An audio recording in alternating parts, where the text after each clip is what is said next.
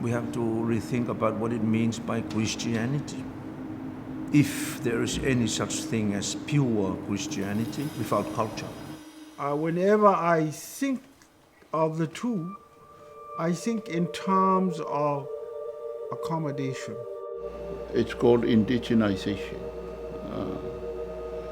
or contextualization as well, to contextualize the gospel, to be meaningful to us. If you look at the Catholic Church, it is very ahead in what we call indigenization of the gospel. Okay? Using the dances and the taupo in worship. I really admire that. We have to be part of a bigger world. Our society wouldn't be like what it is now if we did not integrate and incorporate new ideas.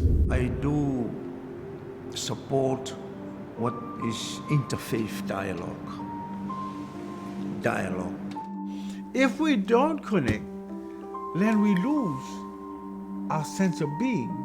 We lose the basis for what we are, our worldview, our vision, and our value.